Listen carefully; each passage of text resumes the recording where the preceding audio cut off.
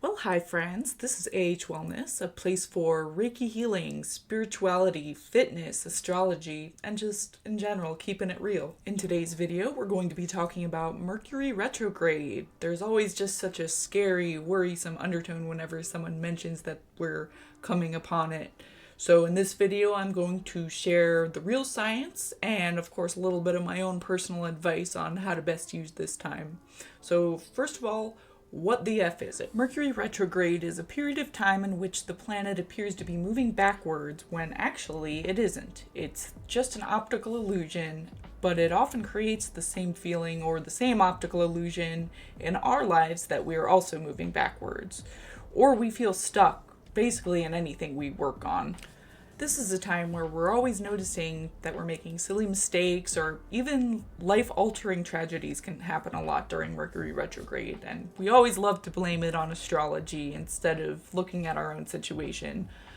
But basically, anytime that you hear that a planet's in retrograde, this is exactly what's happening. Common advice you're going to receive during Mercury retrograde might include not starting any new projects, taking time to rest, not getting married during Mercury retrograde, don't accept a new job offer or business offer depending on what you do, don't schedule a job interview, and don't buy a house. Don't make any big decisions during Mercury retrograde.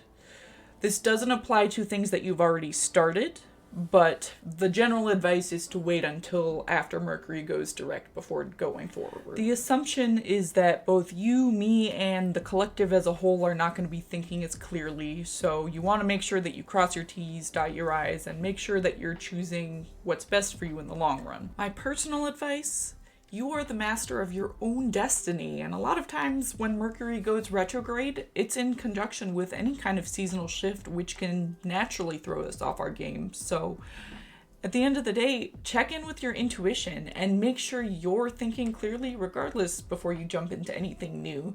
But don't hold back your life because of what's happening in the solar system. And I also think the advice you hear during Mercury retrograde is advice that's great any time of year. So I wouldn't ignore it, but just don't live in fear and put your life on hold because of anything happening in astrology.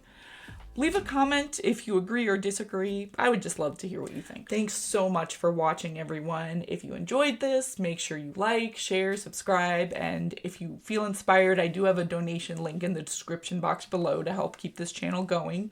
I love you all so much. Namaste.